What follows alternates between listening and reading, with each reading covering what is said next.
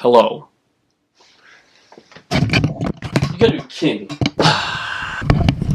What is up, guys? I just finished the TV show Turn Washington Spies, or Turn for short, and I really enjoyed it. Now, I normally don't make movie reviews or TV reviews on my channel, but this is a special exception. I went into this show not expecting too much, and I watched all 4 seasons of it and came out of it very impressed. Now, is this a perfect show? It's not. But there are a lot of good things about it, and I think it is important for many more people to see this show. The show stars Jamie Bell as Abe Woodhull. Abraham is selected to be part of George Washington's first spy ring, a confidential group of people who quite literally spy on the enemy to get secrets. You're all familiar with espionage. I don't know why I'm explaining this right now. Now, that is a very basic plot of the show. When I was going into it originally, I was expecting Nathan Hale to be a character.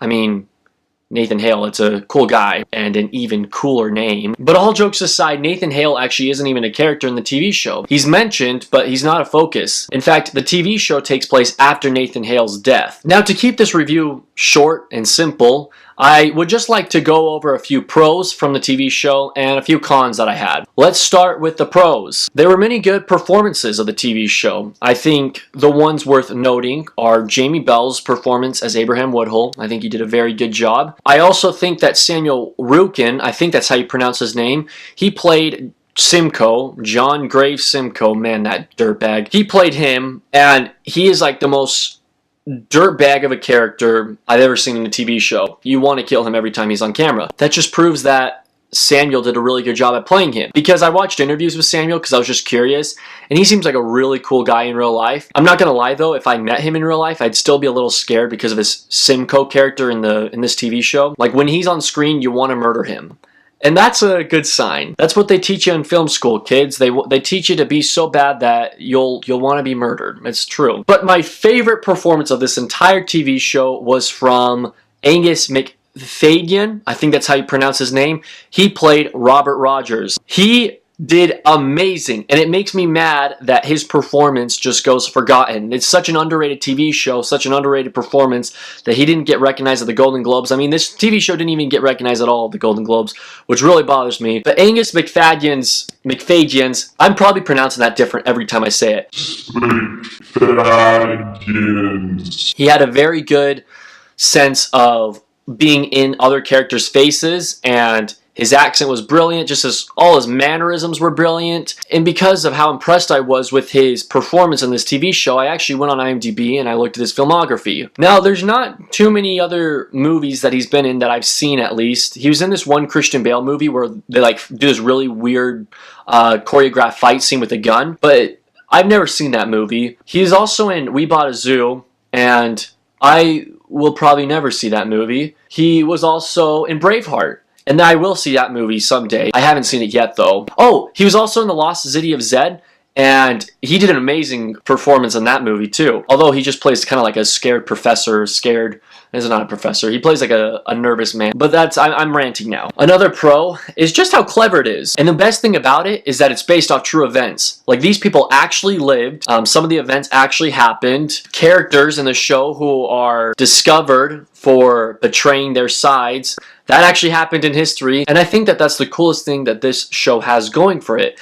That as I was watching it, at least, I was thinking, wow, I wonder how this actually took place in real life. Now, of course, they have to throw in a bit of Hollywood in there, so I know that not all characters were exactly the way the actual people were in real life, but I still enjoyed what I saw, and I still felt like I learned a lot about history, especially the spies that not a lot of people have heard of. This show is also very good at building suspense. It's a very suspenseful feeling of thinking whether or not the spy will be caught. And there are some instances where the spies are caught. The subject matter itself is a very suspenseful subject and a very really scary subject, the idea of spying, because you don't want to be caught.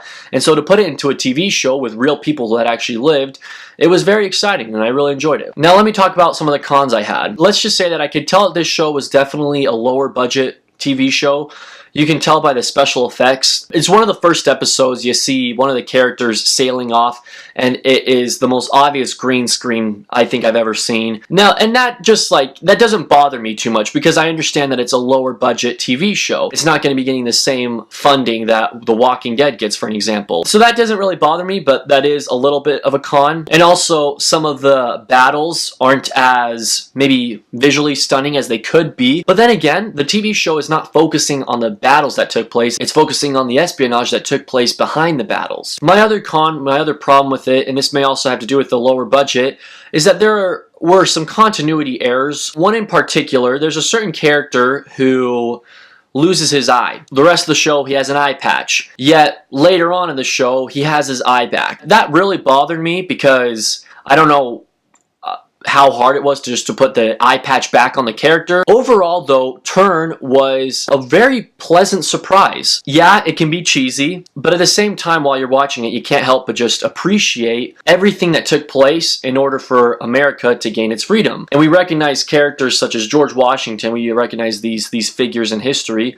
but yet we have no idea who Abe Woodhull was, or Caleb Brewster, or Anna Strong. It is just cool that this TV show focused on them particularly. I think that you guys will enjoy it, and I think that you will also learn a lot about history, especially during the Revolutionary War times.